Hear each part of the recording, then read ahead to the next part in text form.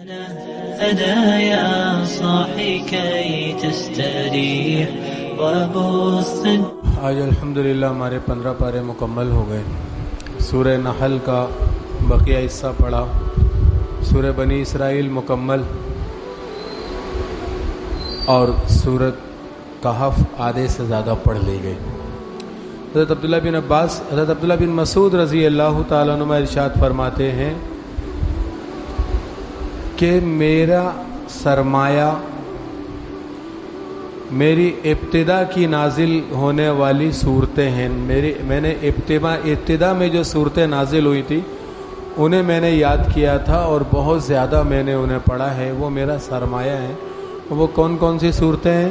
وہ 4 صورتیں انہوں نے فرمائی: سورہ بنی اسرائیل، سورہ کہف، سورہ مریم، سورہ طٰہٰ. ان 4 صورتوں کا قیامت کے قریب آنے والے احوال سے گہرا تعلق ہے. ان 4 صورتوں کا، سورہ بنی اسرائیل کا، سورہ کہف کا، سورہ مریم کا اور سورہ طٰہٰ کا، قیامت کی نشانیوں سے، قیامت کے قریب کے حالات سے ان کا بڑا گہرا تعلق. اللہ کے رسول صلی اللہ علیہ وسلم کی ایک حدیث ذہن میں رکھیے گا تو بات کو سمجھنا آسان ہوگا. اللہ کے رسول صلی اللہ تعالیٰ علیہ وسلم فرماتے ہیں، جس کا مفہوم ہے کہ تم ضرور بضرور ان سارے اعمال کو کرو گے جو پچھلی امتوں نے کیے، اور ضرور ان حالات سے گزرو گے جس سے پچھلی امتیں گزریں. حتیٰ کہ اگر کوئی شخص گوہ کے غار میں گھسا ہوگا تو تم میں سے بھی کوئی شخص گوہ کی غار میں گھسے گا اور اسے پکڑ کے لائے. اور ایسا تمہارے اور پچھلی امتوں کے حالات برابر ہوں گے جیسے ایک پاؤں دوسرے پاؤں کے برابر ہوتا ہے، اور جیسے ایک بالش دوسرے ہاتھ کی بالش کے برابر ہوتی ہے. تو اب سورہ بنی اسرائیل میں اللہ پاک نے بنی اسرائیل کو 3 موقع دینے کا تذکرہ فرمایا ہے کہ بنی اسرائیل کو اللہ نے 3 موقع دیے. وَقَضَيْنَا إِلَى بَنِي إِسْرَائِيلَ فِي الْكِتَابِ لَتُفْسِدُنَّ فِي الْأَرْضِ مَرَّتَيْنِ وَلَتَعْلُنَّ عُلُوًّا كَبِيرًا. ہم نے لوح محفوظ میں یہ طے کر دیا تھا کہ بنی اسرائیل میں 2 دفعہ بگاڑ آئے گا، اور وہ 2 دفعہ ان کو اللہ کی طرف سے موقع دیا جائے گا. جب تیسرا بگاڑ آئے گا اور تیسرا موقع جب انہیں دیا جائے گا تو پھر اس کے بعد ان کے اوپر اللہ کی طرف سے ہمیشہ سے لعنت و پھٹکار ڈال دی جائے گی. تو بنی اسرائیل کے اوپر موقع آیا، بنی اسرائیل کے اوپر حالات آئے. بنی اسرائیل یعقوب علیہ السلام کے 12 بیٹوں کی اولاد ہیں. یعقوب علیہ السلام کے 12 بیٹوں کی اولاد یعنی یوسف علیہ السلام اور ان کے 11 بھائیوں کی اولاد، یہ 12 قبیلے جنہیں بنی اسرائیل کہا جاتا ہے. بنی اسرائیل کے اوپر ایک بار ان کے بدعمالیوں کی وجہ سے حالات آئے اور فرعون مسلط ہوا ان کے اوپر، اور فرعون نے انہیں مارا. 400 سال تک اس نے غلام بنا کے رکھا. 400 سال یہ فرعون کے غلام رہے. بھیڑ بکریوں کی طرح سلوک کیا جاتا تھا. کبھی ان کے بچوں کو ذبح کر دیا جاتا تھا، کبھی کچھ طرح طرح کے مظالم میں یہ پڑے. بالآخر انہوں نے دعا کی کہ یا اللہ ایک مسیحا دے، ہمیں ایک ایسا اپنا بندہ دے جو ہماری کمان کرے، ہمارا لیڈر ہمیں ایسا دے کہ جس کی لیڈری میں، جس کی سربراہی میں ہم اس مشکل سے نکلیں. تو اللہ نے انہیں موقع دیا اور حضرت موسیٰ علیہ السلام کو ان میں بھیجا. موسیٰ علیہ السلام تشریف لائے. موسیٰ علیہ السلام کے کہنے کے مطابق انہوں نے اپنی زندگی کو درست کر لیا. اللہ نے فرعون سے خود نمٹ لیا. انہیں نہیں مارنا پڑا فرعون کو. انہوں نے کیا کیا کہ اپنی حالت کو ٹھیک کیا، اپنے اعمال کو ٹھیک کیا، اور حضرت موسیٰ علیہ السلام کے ہاتھ پہ سب جمع ہو گئے.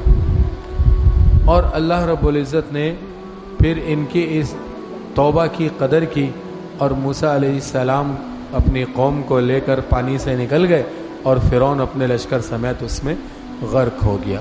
اچھا، ایک بڑی عجیب بات یہ ہے کہ تاریخ انسانی میں بہت سارے فوسلز ملتے ہیں، بہت سارے ڈھانچے ملتے ہیں، بہت سارے کھدائیوں کے درمیان ایسے جو ہے وہ جسم ملتے ہیں جس سے پتہ چلتا ہے کہ یہ جسم 2000 سال پرانا ہے، یہ 5000 سال پرانا جسم.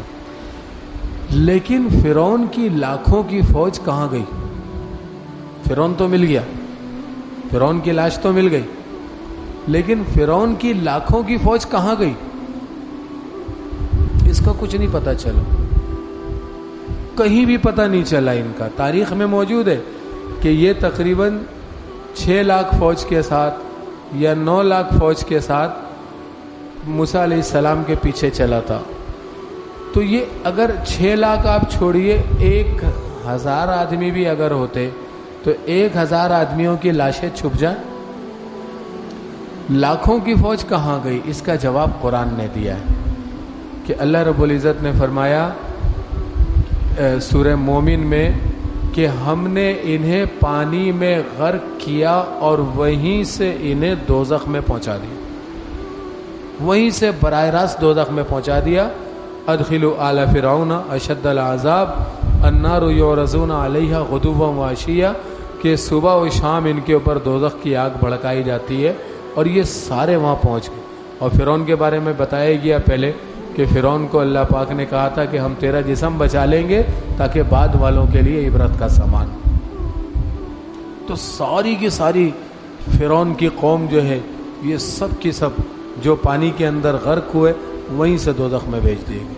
حالانکہ 6 لاکھ کی فوج دنیا کا کوئی بھی سمندر سما نہیں سکتا، لاشیں اوپر آ جائیں گی، ساری لاشیں اندر چلی جائیں. ایک جہاز ڈوبتا ہے، اللہ پاک سب کی حفاظت فرمائے، کوئی 500 آدمی ہوتے ہیں، 1000 آدمی ہوتے ہیں، ان کی لاشیں آ جاتی ہیں.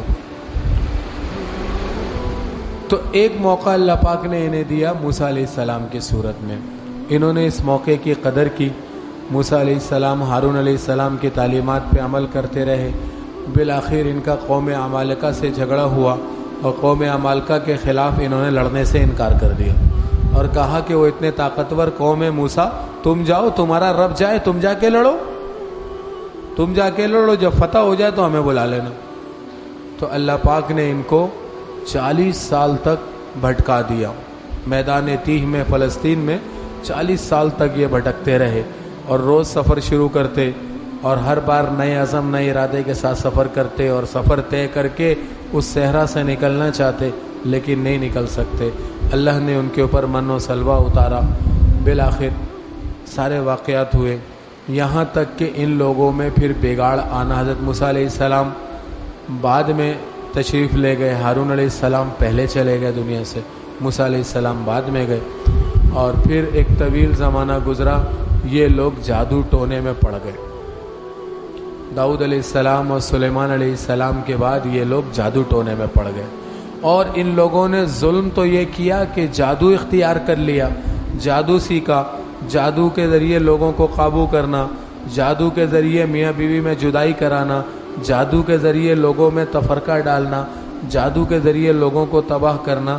انہوں نے جادو تو کیا اور اس کو سلیمان علیہ السلام سے منسوب کر دیا کہ ہمیں یہ سلیمان علیہ السلام نے سکھایا. نعوذ باللہ. اللہ نے فرمایا وَاتَّبَعُوا مَا تَتْلُو الشَّيَاطِينُ عَلَى مُلْكِ سُلَيْمَانَ، انہوں نے سلیمان علیہ السلام کی حکومت میں جو شیاطین جادو ٹونے کرتے تھے یہ ان کے پیچھے لگ گئے. وَمَا كَفَرَ سُلَيْمَانُ، سلیمان کافر نہیں ہوئے، وَلَكِنَّ الشَّيَاطِينَ كَفَرُوا، کافر تو یہ شیاطین اور ان کے پیچھے چلنے والے ہوئے. تو انہوں نے جادو ٹونا شروع کیا اور بڑا ان کا جادو، بڑا سحر چلا. پھر اس کے بعد ان کو اللہ نے سمجھ عطا فرمائی. انہوں نے میڈیکل سائنس میں بہت ترقی کی، سرجری کے اندر یہ بہت آگے بڑھ گئے، بہت زیادہ آگے بڑھتے گئے، یہاں تک کہ عیسیٰ علیہ السلام کا دور آیا. اور اس سرجری میں ان کے پاس ساری بیماریوں کے انہوں نے علاج دریافت کر لی، ساری بیماریوں کے. صرف ان کے پاس موت کا علاج نہیں تھا. موت کا کوئی علاج نہیں تھا کہ ایک انسان مر جائے تو وہ کیسے دوبارہ زندہ ہوگا، اس کا کوئی علاج ہی نہیں تھا. پھر اسی طرح جو پیدائشی عیبدار پیدا ہو، پیدائشی اندھا ہے، پیدائشی بہرا ہے، گونگا ہے، تو وہ شخص اس کو کیسے ملیں گی آنکھیں، اس کو کیسے زبان ملے گی. اور تیسرا یہ ہے کہ برس کے مرض کا ان کے پاس کوئی علاج نہیں تھا. تو اللہ پاک نے یہ تینوں معجزے. اچھا، پھر ان کے اوپر بخت نصر مسلط ہوا. بخت نصر مسلط ہوا، بخت نصر نے پھر انہیں مارا، بابل شہر سے نکالا، بابل شہر کو تباہ و برباد کر دیا، اور بھرپور طریقے سے بنی اسرائیل کی پٹائی ہوئی۔ اور پھر اس کے بعد بخت نصر نے بیت المقدس بھی ان سے چھین لیا، اور ایک ایک دن میں 10-10 لاکھ یہودی مارے گئے، 10-10 لاکھ یہودی مارے گئے۔ جب یہ بچے کچے ادھر ادھر بکھرے، بخت نصر مرا، بیت المقدس جو ہے وہ دوبارہ سے ان مذہبی لوگوں کے ہاتھوں میں آیا۔ پھر اللہ پاک نے زکریہ علیہ السلام کو بھیجا، زکریہ علیہ السلام تشریف لائے، پھر حضرت مریم پیدا ہوئی، پھر حضرت یحییٰ علیہ السلام پیدا ہوئے، عیسیٰ علیہ السلام کی پیدائش باپ کے بغیر ہوئی۔ تو اللہ پاک نے انہیں موقع دیا کہ اب عیسیٰ کے ہاتھ پہ اکٹھے ہو جاؤ، عیسیٰ کے ہاتھ پہ اکٹھے ہو جاؤ اور پھر سے اپنی قوت کو مجتمع کرو۔ تو جنہوں نے مانا وہ جمع ہوئے، جنہوں نے نہیں مانا وہ دشمن بن گئے، اور یہاں تک کہ عیسیٰ علیہ السلام کو پکڑنے کے لیے انہوں نے کئی شہروں کے سفر کیے، جاسوس روانہ کیے، بالآخر سازشیں کر کے کافر بادشاہوں کے ساتھ مل کے عیسیٰ علیہ السلام کو پکڑنے کے لیے عیسیٰ علیہ السلام کے اس معبد میں پہنچ گئے جہاں پہ عیسیٰ علیہ السلام موجود تھے۔ تو اللہ رب العزت نے عیسیٰ علیہ السلام کو آسمانوں پہ اٹھا لیا، اور ان سپاہیوں کا جو سربراہ تھا اس کی شکل عیسیٰ علیہ السلام جیسی کر دی، اور انہوں نے اس سربراہ کو عیسیٰ سمجھ کے صلیب پہ چڑھا دیا۔ اب یہ لوگ اس بارے میں کنفیوز ہیں کہ ہم نے اگر عیسیٰ کو مار دیا تو ہمارا ساتھی کہاں گیا، ہمارا جو ایک کمانڈر تھا وہ کہاں گیا، اور اگر ہم نے اپنے کمانڈر کو مار دیا ہے تو عیسیٰ کہاں گئے؟ اللہ پاک نے فرمایا کہ وما قتلوہ یقینا، انہوں نے عیسیٰ علیہ السلام کو قتل نہیں کیا، بل رفعہ اللہ الیہ، اللہ نے اٹھا لیا آسمانوں پہ۔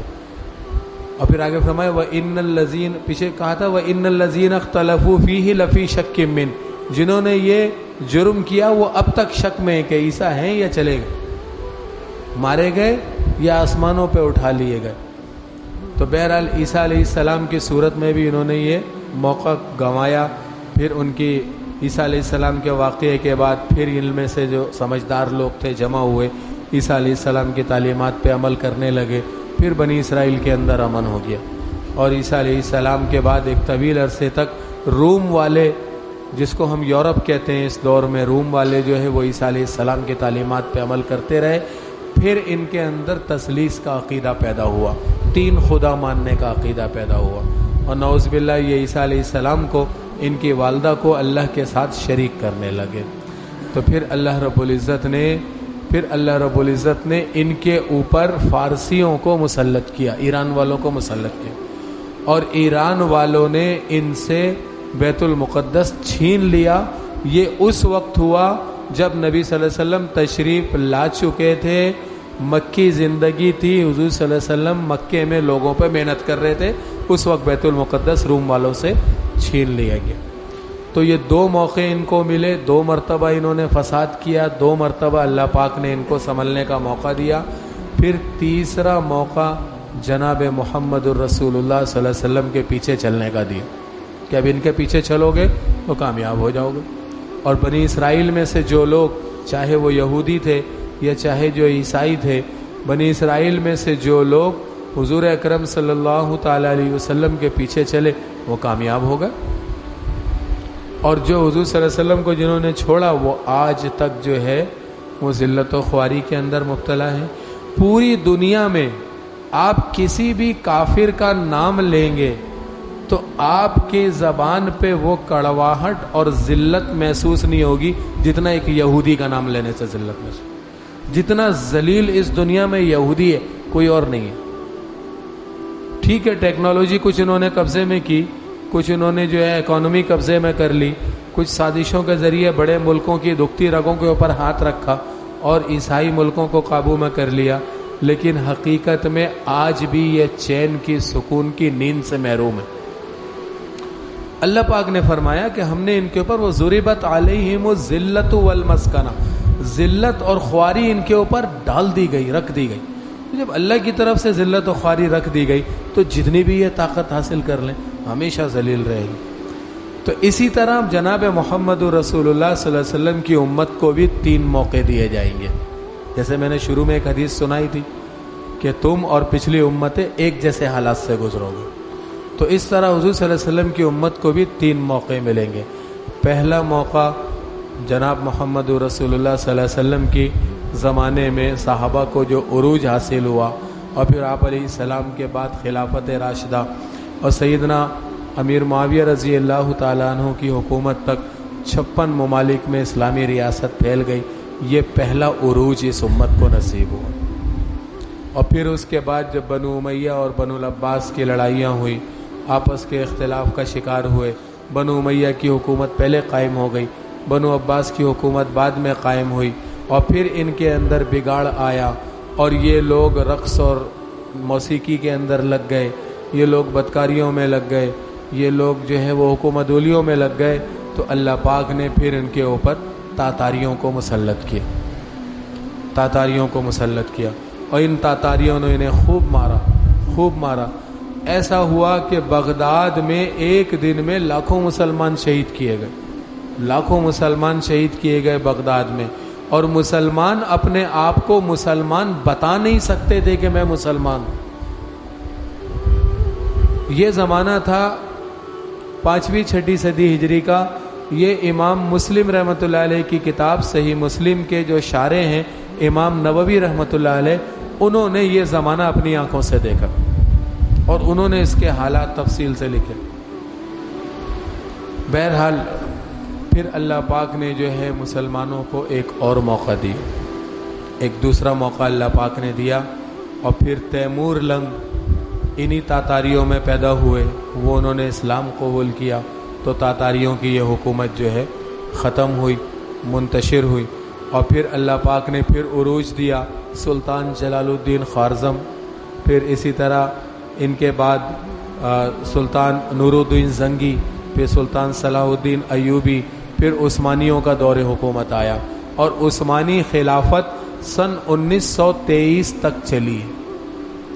تو مسلمانوں کو 2 موقع مل گئے، اور 1923 سے مسلمانوں کا دوسرا زوال شروع ہوا ہے۔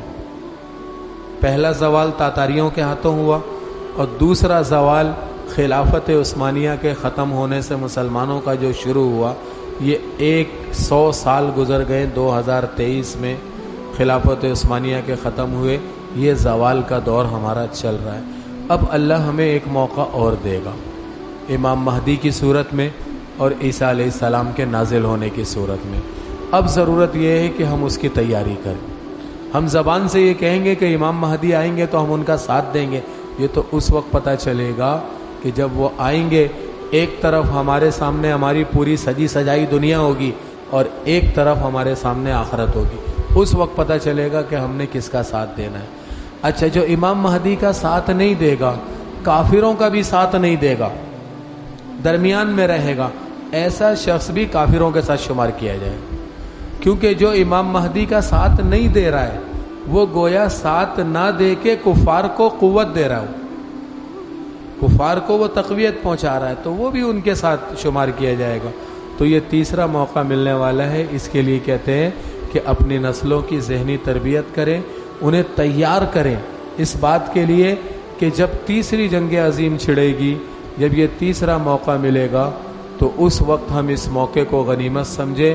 اور اللہ پاک نے حدیث شریف میں آتا ہے کہ اس امت کی 2 جماعتیں ایسی ہیں کہ جن سے اللہ نے حساب کو اٹھا لیا، اور اللہ رب العزت جو ہے وہ انہیں بلا حساب جنت میں داخل کریں گے۔ ایک وہ جو غزوہ ہند میں شریک ہوں گے، دوسرے وہ جو عیسیٰ علیہ السلام کے ساتھ مل کر کفار سے قتال کریں گے۔ غزوہ ہند تو پہلے بھی ہوا اور آگے بھی ہوگا، سلطان محمود غزنوی کے زمانے میں غزوہ ہند ہوا، اور پھر بابر کے زمانے میں ہوا، اور پھر یہ ایک تیسری بار ہوگا غزوہ ہند۔ لیکن آگے عیسیٰ علیہ السلام کا زمانہ ہے، یہ بڑی آزمائشوں والا زمانہ ہے۔ اگر اللہ نے امام مہدی کو اسی صدی میں اتارنا ہے، 1444 چل رہا ہے، اسی صدی میں اتارنا ہے، اور ہم سب یہاں پہ بیٹھے ہوئے ہیں، اگر ہم نے 10 سال بھی اور دیکھے تو ہم یہ سارے ترتیب شروع ہوتی اپنی آنکھوں سے دیکھ لیں گے۔ اگر ہم نے 10 سال بھی اور دیکھے اس دنیا میں تو ہم اپنی آنکھوں سے دیکھ لیں گے، اور اگر اللہ نے اگلی صدی میں اتارنا ہے تو پھر اللہ پاک بہتر سمجھتے ہیں اس بارے میں۔ تو اس کے لیے ہمیں ابھی سے تیار رہنا ہوگا۔ حدیث شریف میں آتا ہے کہ ایمان والے کی نیت اس کے عمل سے بڑھی ہوئی ہے، تو ہم نیت بڑی کر کے رکھیں۔ اللہ پاک ہم سب کو کہنے سننے سے زیادہ عمل کی توفیق عطا فرمائے، اور اللہ پاک ہمیں اپنی نافرمانی والی زندگی سے محفوظ فرمائے۔ اللہم لک الحمد کما انت اہلہ، وصلی علی سیدنا مولانا محمد کما انت اہلہ، وفعل بنا ما انت اہلہ انک اہل التقوی واہل المغفرہ۔ یا اللہ یا رحمان یا رحیم، ہمارا بیٹھنا قبول فرما، کہنا سننا قبول فرما، کمی کوتاہی غلطیوں کو معاف فرما۔ یا اللہ تیری رضا والے اعمال کرنے کی توفیق عطا فرما، تیری ناراضگی والے اعمال سے بچنے کی توفیق عطا فرما۔ یا اللہ جتنے بھی لوگوں کے دل ہم سے دکھیں، یا اللہ تو ہمیں معاف فرما، یا اللہ تو انہیں راضی فرما۔ جن کی حق تلفیاں ہم سے ہوئی ہے، یا اللہ تو ہمیں معاف فرما، یا اللہ تو انہیں راضی فرما۔ وصلی اللہ تعالی علی خیر خلقہ محمد وآلہ واصحابہ اجمعین، آمین۔